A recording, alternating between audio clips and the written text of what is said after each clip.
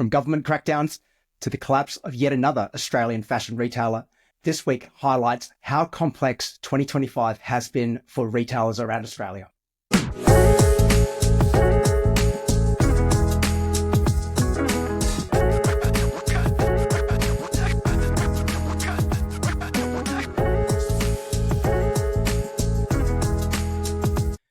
We're back with episode 78 of This Week in E-commerce. My name is Mal Chia, here for another week to take you through the top headlines affecting retailers today. Now, the last week has been incredibly complicated with everything that's going on in the world. If you hadn't noticed, there is quite a lot of chaos everywhere you look, whether you're looking at the situation in Ukraine or whether you're looking at US tariffs, which just keep getting worse and worse and worse. There are so many challenges coming at you right now that it's hard to know exactly where to look. Well, hopefully we can be that guiding light for you, that you can listen to this podcast each week and understand what are the things which you need to be paying attention to. As Winston Churchill once said, all it takes for evil to triumph is for good men to do nothing. And what this means for us right now is that if you sit there and do nothing in this environment and choose inaction, you are 100% going to lose. Which means now is the time to be taking action, to make sure that you're doing the right things in this moment to avoid the fate of one of the brands we're going to talk about today. So let's dive straight into it. The ACCC, we talked about them a little while ago, which showed that after Black Friday, they were going to be taking increased action to start looking at what retailers were saying on their websites to ensure that they were implementing a fair and equitable trading environment for consumers.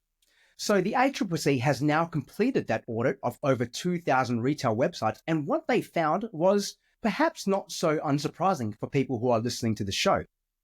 What they focused on in their audit was to focus on returns, exchanges, and refund policies. And part of this, as I said, was about having a broader view on consumer protection and notably actually enforcing it. Now, the ACCC, as we've talked about for many, many years, was a bit of a toothless tiger, with most enforcement generally going nowhere, really with notices to undertake change rather than actually handing down harsh penalties or any penalty at all in many cases. But all that has started to change as they have started to increase the amount of compliance monitoring, which they're now doing. This is all to an aim to reset industry standards, to effectively root out the cowboys in the industry from both the small business side and also the more enterprise side as well. And don't get me wrong, enterprise brands like the good guys have 100% been caught up in this and have been found guilty on many occasions. So in particular, that the Australian consumer law, the ACL, has been flaunted many, many times across multiple sectors by retailers, by unscrupulous retailers, with very little penalties for non-compliance. But that is all starting to change. Now, the key finding which they found from this audit is that misleading returning policies were probably the most egregious example of this breach of Australian consumer law. Notably, with a lot of retailers claiming there to be different conditions and exclusions for what returns they will and wouldn't accept. Now, Australian consumer law states quite clearly that if a good is faulty, regardless of whether it was bought on final sale or whether it was bought at full price, it must be allowed to be returned. But if you look at many retail websites over particular periods like Black Friday, where they claim final sale, they say there is no return of final sale. And it's a very blanket statement. They don't leave that wiggle room open for those times where when an item is faulty. There's also claims that if something is opened, you cannot return it. Now, this does vary by category, but generally just because something's open doesn't mean that you can't return it. But yet there are retailers out there who are saying that if an item is open, it's no longer eligible to be returned. Again, incorrect and inconsistent with Australian consumer law. So what they're looking to do is start to weed out some of these inconsistencies there, but not just inconsistencies, just clear violations of the ACL. So this is a really good move to be able to even the playing field and just ensure that consumers, when they purchase from you, when they buy online from an online retailer, know that they are going to be looked after, know that they are going to be protected by consumer law, which is fantastic. The other point they've been looking at as well is looking at the inconsistencies between both online and in-store policies. Now, they found many retailers who operate both online and bricks and mortar who found that they had different returns policies for both channels, where online there'd be a restocking fee, but in person there would be no restocking fee, but also different returns policies in terms of like the number of days before return will be accepted as well. So they want to ensure that there is consistency between both what you're offering online and both what you're offering in store as well, to ensure that a customer, whether they buy from you bricks and mortar or online, is getting that same consistent customer experience. So what does this mean for the retailers listening? Is that, first of all, you need to be looking at a full comprehensive review of what your policies are. Now, this is often a set and forget for many retailers, or something which they come back down to when they notice that perhaps the return rate is getting too high or anything like that. They'll typically look at this and review it then. And it's always done on a very point solution basis, where you're just looking at a single point and making that change rather than looking at things comprehensively. What this calls in now is that there is a need to actually do a full review of what your entire customer experience looks like. Because from a marketing lens, that customer experience of how your customer experiences your brand through every single touch point, through every stage of the customer journey, is what marketing is about, which includes returns. That your returns experience, your customer service experience, your post-purchase experience also needs to be excellent, because that is what we can see is winning the hearts and minds of consumers now. If you look at how Amazon has grown so rapidly in such a short period of time and increased their net profit by something like 89% in Q4, that's Q4 calendar year, they did that off the back of the fact that they were able to really tighten up that last mile logistics, but also through the trust they were able to earn with customers as well by providing a really seamless and comprehensive post-purchase experience where that trust was earned and customers were willing to spend a lot with Amazon to get their last minute gifts rather than taking a punt on a retailer who they had never bought from before and were unsure what that post-purchase experience would be like. So it's super important now to look at what you are offering. Now, you don't need to be Amazon, but you do need to look at what you're offering and if it is fair for your customers. So looking through all this stuff and then making sure that your team are trained up on it is going to be really important, because it's also important that customers, when they interact with your staff, know that your staff know what they're talking about as well, because that can also get you in hot water if they are saying things which are inconsistent with what the policy is, but also inconsistent with what the law is as well. Because this opportunity around compliance isn't just regulatory. It's an opportunity for trust building and to really nurture that customer to show that you are able to service them in the way they wish to be serviced and that they can trust your company in the long run. So while we're seeing all this regulatory change will affect retail practice going into this year and beyond, we're also continuing to see, the consequences of what the last couple of years, the very volatile market we've seen in retail, is offering. In particular, Ali Fashion last week announced that they are closing 51 stores nationwide with immediate effect. This is going to affect 250 of their employees, and they've also called in administrators. So they've also put an immediate halt to all their bricks and mortar retail operations. Their online store is still trading, and they're currently offering a 30% flash sale, for that term flash sale, currently, in order to continue trading online. Now, why did this happen and how did it happen so quickly? Now, there's a couple of reasons for this, but the major one which has been cited here is really around the operational costs and the operational cost pressures they've been experiencing over the last few years. Now, this is twofold in the fact that they've seen their rents continue to go up, their operational costs continue to go up due to tightening margins, due to the fact that they had to discount a lot more, like many retailers have. But they also compounded the problem as well by the fact that they were experiencing significant inventory management challenges. Now, Ali Fashion was I would have to say they weren't very differentiated in the market. They looked just like most other women's fashion brands, except for their claim to fame on their website was that they would be bringing in 50 new styles every week. So having that constant newness to bring you in store. Now that sounds like a really good recipe to keep bringing customers back in again, to keep winning customers' attention. But the downside to that is that it does put you in a bit of a downward spiral as far as the cost pressure of continually bringing in new stock if you don't clear what you've already got in store. And from reading between the lines, they were experiencing some fairly significant inventory management challenges with this. And this is not uncommon. We've seen a lot of other fashion retailers, Dion Lee, who were affected by this last year, Mosaic brands as well, but then also a few others as well who I won't name under the threat of death because I happen to know some of their situations there, is that when you do get addicted to this newness trap, is that you keep bringing in stock and your cash flow just gets tied up. Your cash reserves end up getting tied up in more and more stock, which just isn't moving. And if you look at your Shopify, you see your C-grade inventory goes from 5%, 10%, up to 50+% of your total holdings. And that's an unsustainable point to be in. And when you consider the fact that the market continues to get more and more challenging with the cost of living pressures, lower consumer confidence, but also increased competition from both domestic and international competitors such as Shein and Temu, you can see how this becomes a recipe for disaster for a brand like Ali Fashion. So looking at where things went, it's like when they looked at this, due to a lot of these different inefficiencies in the business, that it just became unsustainable. And where it came to was that it came to a head, and where this started from was one of their landlords filing a notice to say that they were effectively unable to meet the obligations, which puts a stop to the business. Now, what this is a case when it's not a voluntary administration, where one of your creditors puts you in administration because you are unable to pay your liabilities, which actually puts you in a very much worse situation than if you were voluntarily going into administration and able to renegotiate with all your creditors.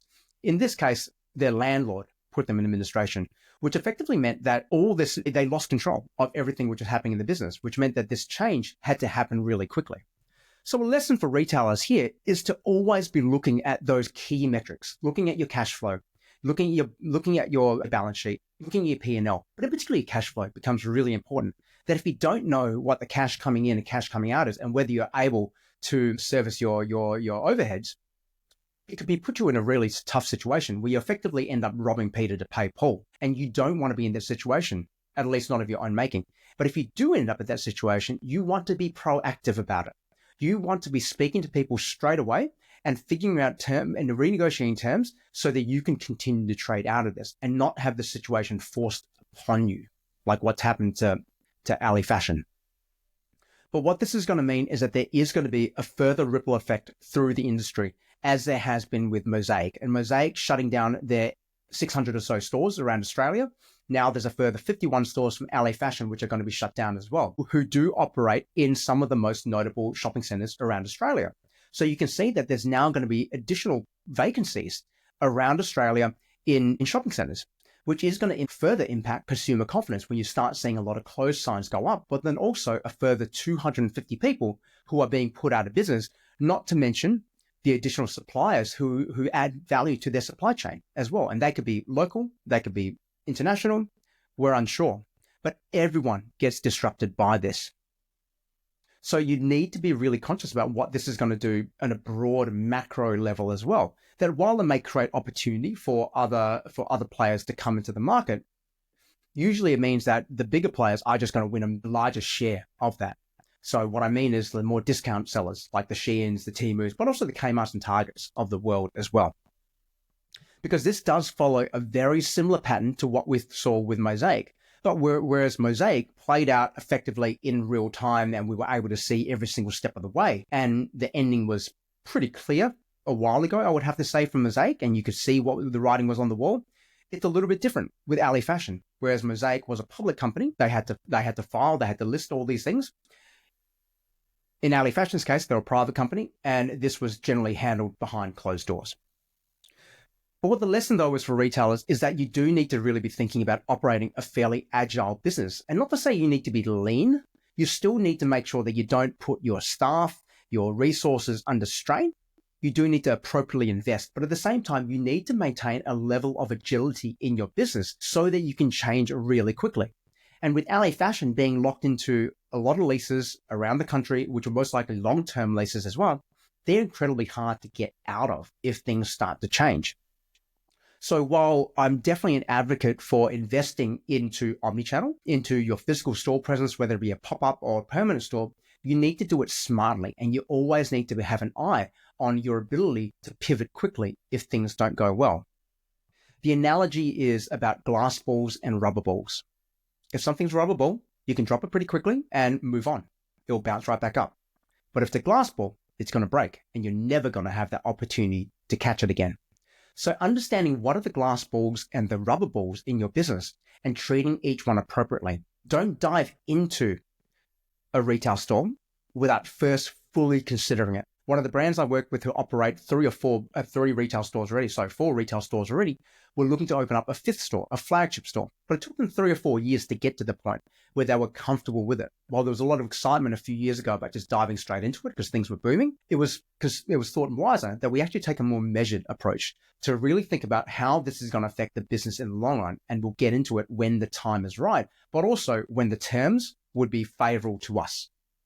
And that was an important thing because that store's soon to open and it won't actually be that much disruption to the overall business because the overall business has continued to grow and it represents less of a risk now than it did 4 years ago. So making sure that you are looking at your business model at all times and constantly thinking about stress testing it, looking at where is it potentially showing some cracks and you need to strengthen, but also where do you actually have that elasticity where you can push things a little bit more. So making sure that, particularly now, as we are in Q1 still, the start of the year, to really start thinking about what your strategy is for this year. How is your business model going to evolve this year? What are the things which need to change? What are the things which we need to keep stable? And what are the things we just need to stop doing? So against this backdrop of a bit of negativity there is, however, some positive economic news that seems to be impacting consumer spending. Now, the interest rate cut from a few weeks back we reported about. So it was the first interest rate cut in 4 years after something like 37 consecutive periods of interest rate rises. Then we had a period of interest rates being held steady. We're now starting to see the cuts. And those cuts, as I reported about a few weeks ago, my view on it was that it wouldn't really affect too much. That consumer spending and particular consumer confidence was still likely to remain low. But now we're starting to see that shift in monetary policy does actually seem to be impacting consumer confidence, as we can actually start to see, particularly in the housing market, people starting to show a little bit more life there. People starting to buy more again, housing prices starting to go up after the last couple of periods of them going down. Now, whether that's a good thing or a bad thing, I'm going to leave to another podcast where I can pontificate about macroeconomic policy. But for the moment, I'm going to focus on the retail side of things, where while I predicted that consumer confidence wouldn't be impacted, it turns out that I'm wrong, because a recent study has shown that their consumer confidence has actually increased by 4.7%, which is a fairly significant amount. And we're starting to see higher discretionary spending in the last couple of weeks. So in particular, this has affected 2 main categories. One is home improvement, where people who were perhaps holding off on big home improvement projects now feel confident to go invest in them again. Whether they're using tradies or whether they're doing it themselves, one way or another, they're starting to actually invest more in their home, which is obviously a similar pattern to what we saw after COVID, during COVID, I should say as well, where people were investing into their home, into their castle. The other one is tangential to this, which is around large, big ticket consumer electronics. So the likes of your TV, but then also white goods and appliances as well. Then now we're actually starting to see that market start to pick up after a period of stagnation post Boxing Day and Black Friday. Because we're starting to see that with a little bit of confidence, people are willing to make those purchases they perhaps have been putting off for the last few weeks or the last few months, I should say. So really starting to look at things like TVs, fridges, washing machines, to start going out and buying those purchases because they are not so much discretionary, because while they're discretionary, they're sort of an essential discretionary, and you would view them as actually improving your overall quality of life. So while I'm very supportive of the fact that there is a 4.7% increase in consumer confidence, you do need to take it with a grain of salt that while this is affecting discretionary spending, it's not affecting every category the same.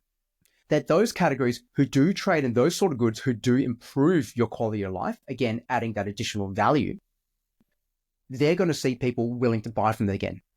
But if you're at the other end of the scale, where your product doesn't really show any additional value or doesn't actually help people improve their lives, it's just something which they want to buy, which is pure discretionary products, they're less likely to see that improvement in customer demand for what you're selling. So the big opportunity here is to really think about what you're offering and where it fits into your customers' lives, and really thinking about showing what the value is from what you're selling. That if you have a product which is generally going to improve the value and the quality of your customers' lives, this is a time to be talking about it. This is a time to make sure that your customers understand that value and can see how that by buying it now and investing in it now, they can improve their lives right now. And this is a challenge which a lot of retailers do struggle with, to really understand what the value is, what the true value is they actually impart in their customers' lives. We sometimes get so focused, particularly in the fashion space, around maybe just the design or the technical details. We actually forget about how we make people feel. And that's why it's really important to think beyond just the functional benefits, but also the emotional benefits, particularly if you are in that lifestyle fashion type space, because the actual functional benefits can most likely be done by something half the price.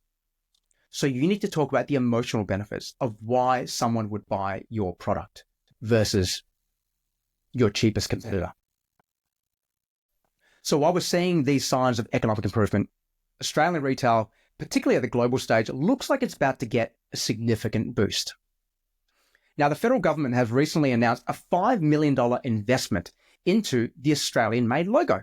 And this is really, really good news. And while a lot of people don't manufacture in Australia, for those who do, this is a real boon. So in particular, like if you're in the food or beverage space as well, this is a huge opportunity to really talk about what made in Australia means again.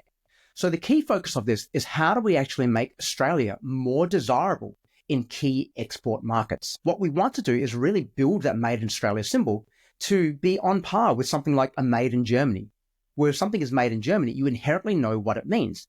You know that made in Germany stands for unbelievable engineering, unbelievable craftsmanship, and just high attention to detail and quality. And you think about brands like BMW when that comes to mind. Similar with something like Italian design. You think about Ferrari, you think about an Atelier, you think about all the leather goods and luxury brands who have come out of Italy. All these words have meaning.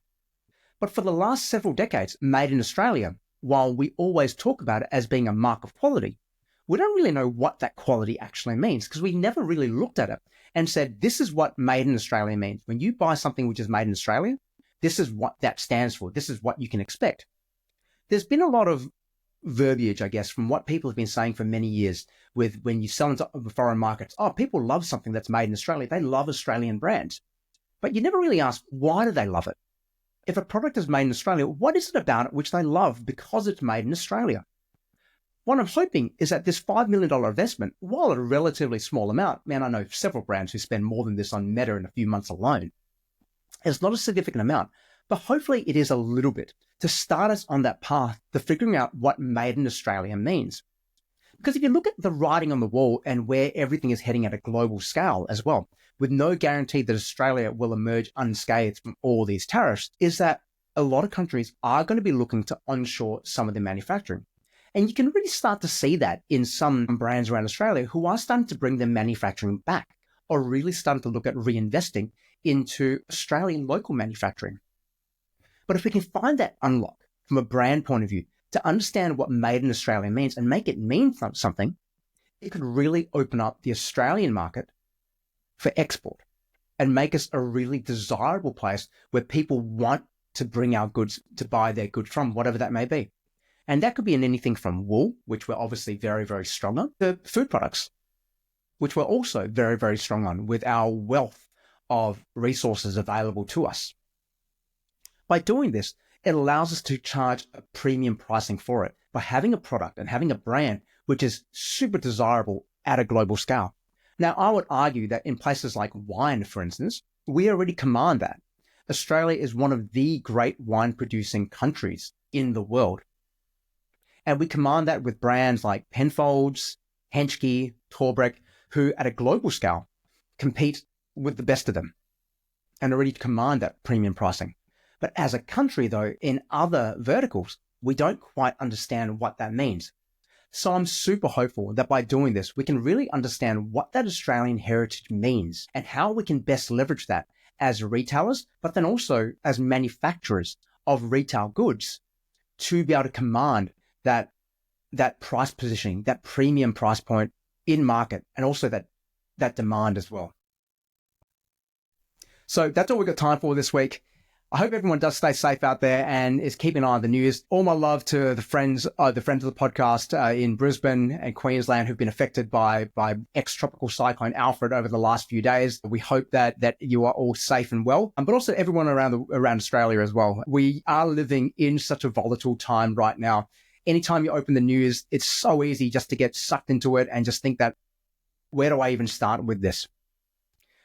But what I would suggest to everyone here is that if you are focused on what your principles are and what are the things which are valuable and important to you, just focus on doing those and keep doing those each and every day, because that is your North Star. And keep doing that. Don't get sucked into the whirlwind. Don't get sucked into everything which is saying all around you, which is looking to distract you. And focus on the race which you need to run, not the race which everyone else tells you need to run. So that's all we've got time for this week. Keep selling, keep innovating, and keep growing. And I'll catch you next week for This Week in E-commerce.